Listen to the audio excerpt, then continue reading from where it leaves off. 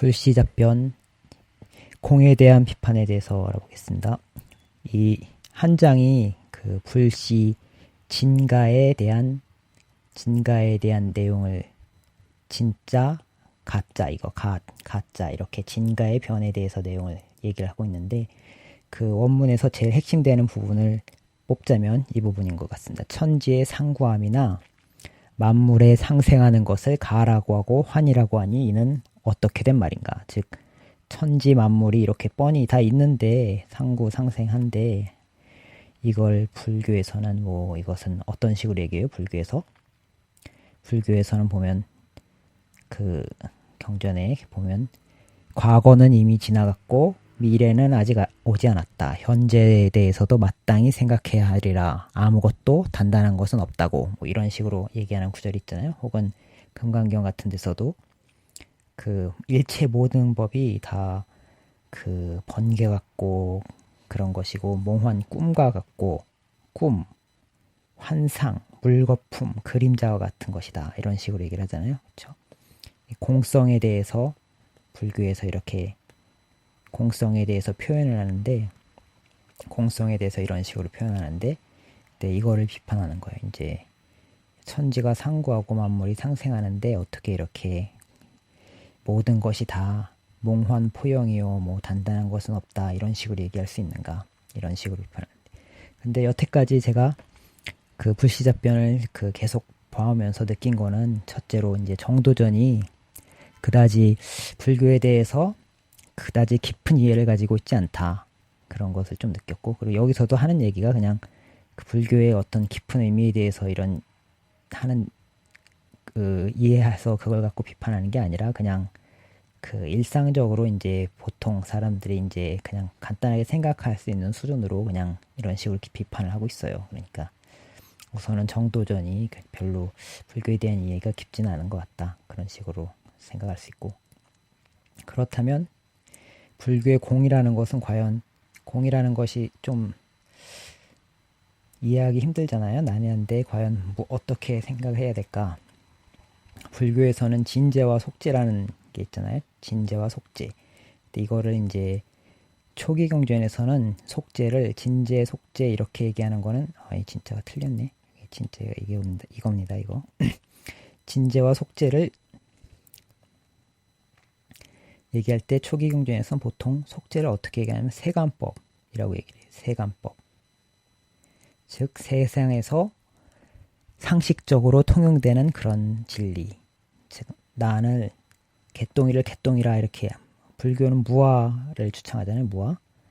무아를 주창하는데 그럼에도 불구하고 누구하고 이름 부른단 말이에요. 누구야 뭐 사람 개 뭐 사람 이름 이런 걸 다 부른단 말이에요. 뭐 이렇게 그런 걸 뭐라고 얘기하냐면 세간법.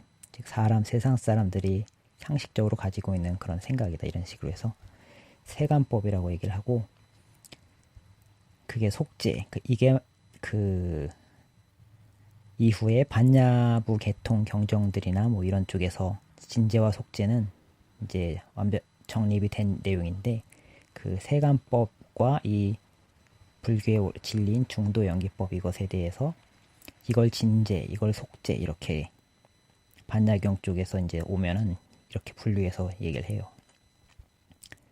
근데 중도라는 것은 그 불교에서 진리가 중도 아니에요?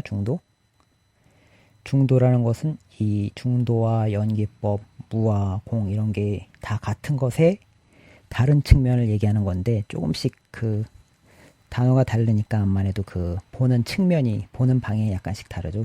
그걸 얘기를 하자면 중도라는 것은 유무의 중도, 유무의 사이에 있다는 거겠죠. 유무의 중도이고 혹은 고통과 쾌락의 그러니까 고행과 쾌락의 중도 두 가지로 대표적으로 얘기를 하죠. 고행과 쾌락의 중도. 이게 실천적인 중도고 이게 존재론적인 중도인데 지난번에 이제 가전연경에서도 소개드렸다시피 그 세상 사람들은 유 혹은 무 이 양변에 유와 무라는 양변 양쪽 극단에 치우친다. 근데 그게 진리가 아니라 실은 그게 아니라 연기법이라는 중도가 있다 이런 얘기죠. 그렇죠? 그러니까 고행과 쾌락, 그러니까 양변에 치우치지 않은 것으로서 얘기할 땐 중도를 얘기하고, 그 중도라는 게 뭐냐면 유무가 있는 게 아니라 생시생멸시멸이다 이렇게 얘기하는 게 생시생멸시멸, 이렇게 얘기하는 게 연기법. 그 중도와 연기법은 그래서 이제 거의 동일하다고 얘기할 수 있겠고, 그리고 이게 이 중도와 연기법이 그 유무가 존재하는 게 아니라 이런 연기한다 이런 식으로 얘기를 하는 거니까 이게 실체성이 없다. 실체성이 없다는 것을, 이 실체성이 없다 얘기할 때 그걸 공이라고 얘기하는 거죠. 근데 초기 경전에서는 일반적으로 공이 그 반야부 경전에서 오기 전까지, 반야부 쪽에서 오기 전까지 여기 약간 다른 의미로 쓰였어요. 공이라는 말이.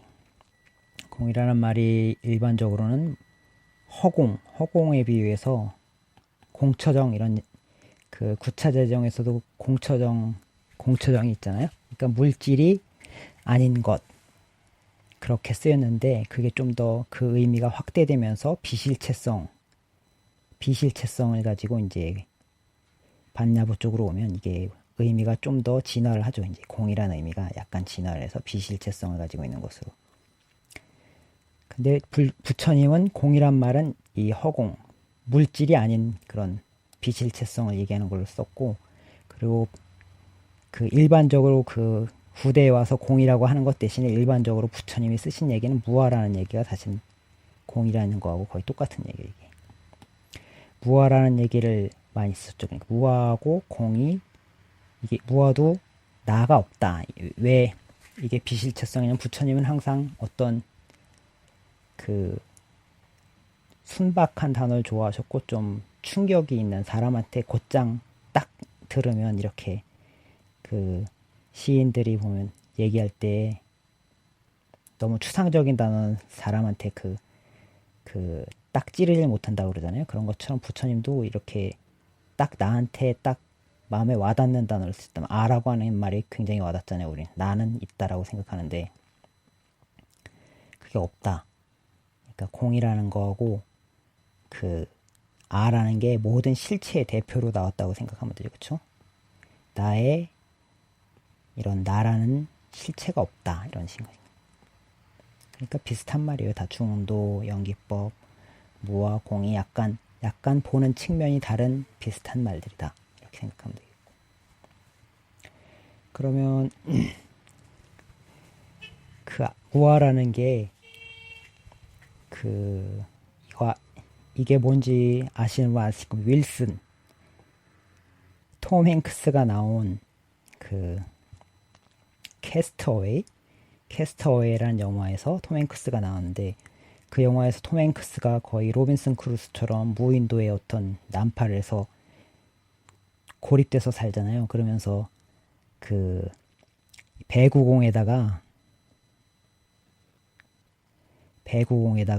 이렇게 사람 얼굴처럼 만들어가지고 여기다 윌슨이라고 이름을 붙이고, 아무도 없으니까 얘하고 맨날 이제 사람인 척하고 이제 대화를 하고 막 이랬어요. 그쵸? 그러다가 나중에 이제 무슨 사건이 일어나서 윌슨이 배구공이 뭐 없어졌단 말이에요. 그러니까 굉장히 슬퍼하고 막 이러는 게 나오는데,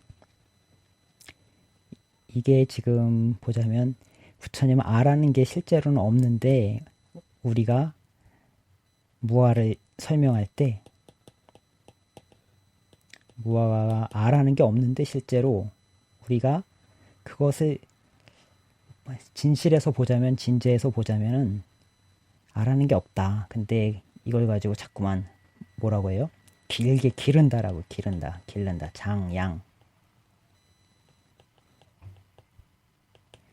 길렀다. 자꾸 이게 나야 하고 자꾸 길러가지고 나라는 개념을 우리가 이제 만들어낸다는 거죠. 이제 이게 나다, 이게 나예요, 이게 나. 마찬가지로 이것도 윌슨, 이게 사람이 아닌데 자꾸 이게 윌슨, 이게 윌슨이야, 이게 사람이야 이러고 자꾸 이렇게 이런 식으로 하면서 자꾸 기르면은 이제 이게 진짜 사람인 것처럼 느껴지는 거죠. 그렇죠? 느껴지고 그게 일종의 속죄, 가법이 되는 거예요. 가법. 진가지변 할 때 가법이 되는 거죠. 그렇죠? 가법. 실제는 아닌데 마치 있는 것처럼 이제 생각하는 거죠. 이제 그러면서 슬퍼하고 기뻐하고 이런 게 있는 거죠. 그렇죠? 마찬가지로 나라고 하는 것도 근데 사실 이 배구공에서만 배구공이란 거는 우리도 그냥 당연히 다 알잖아. 아, 이건 가법이구나 하고 알잖아요. 그렇죠? 이게 진짜 윌슨이 아니라 배구공이야. 이렇게 알잖아요. 그렇죠? 근데 이게 가법이라는 걸 다 아는데 실제로는 부처님 얘기하기로는 이 배구공만 가법이 아니라 나라고 하는 건 이 나라고 우리가 생각하고 있는 것도 실은 이게 나고 이게 남이고 이렇게 자꾸 생각을 하는데 실은 그것도 다 가법이다. 왜 그러냐면 그 오온의 실은 연기하는 것일 뿐이다. 그렇죠? 오온이라는 것에 연기한 나라는 개념이 어떤 모양과 오온 있죠? 오온 모양과 나라는 모양 그리고 혹은 감각 이런 것들에서부터 나라는 개념이 생긴다. 있는 그대로 보면은 이렇게 개념이 생기는 것이 뿐이다. 그렇죠? 그렇기 때문에 이 나라고 하는 것도 실은 가법이다 이런 거예요. 가법. 나라고 하는 것. 근데 부처님께서 얘기하실 때 세상 사람들이 다 개똥아 개똥아 이렇게 어떤 사람을 부른단 말이에요. 그럼 나도 개똥이라고 부른다는 거예요. 나도. 왜 개똥이가 진짜 있어서 실체로서 이제 있어서 개똥이라고 부르는 게 아니라 그냥 세속의 법이기 때문에 세간법이기 때문에 그 속죄이기 때문에 그냥 그걸 부른다는. 그렇지만 부처님은 그게 가법이라는 걸 안다는 거예요. 그렇죠? 가법이라는 걸 알기 때문에 윌슨이 이제 없어져도 물론 좀 슬프기나 하긴 하겠지만 그렇다고 해서 배구공 없어졌다고 해서 목을 매달고 그러지는 않잖아요. 그렇죠? 그러니까 어느 정도까지 그 이게 가법이라는 걸 안다면 그걸 이제 피할 수 있다는 거죠. 이제. 그러니까 코끼리 이게 코끼리인데 코끼리가 먹을 때 보면 바나나를 껍질째로 다 먹어요. 이걸 껍질째로. 코끼리는 이 바나나를 껍질째로 다 먹어요. 그러니까 만약에 우리가 그 나라고 하는 것 이런 아상이라는 것 이런 것도 가법이라는 걸 이렇게 뼈저리게 느끼면 이게 가법이라는 걸 뼈저리게 느끼면 이 고통과 일반적으로는 이게 진짜다라고 생각하면은 이 바나나를 껍질째 다 먹듯이 이 좋은 것 싫은 것을 다 받아야 되는 거예요. 고통도 받아야 되고 기쁨을 받으려면 고통도 받아야 되고 이렇게 같이 받아야 된다는 거죠. 근데 이걸 가법이라고 알면은 바나나를 좀 껍질째 먹지 않아도 되게 이제 까서 먹을 수 있다. 뭐 이게 비유가 좀 이상할 수도 있겠는데 그 진제와 속죄를 얘기하다 이렇게 나왔네.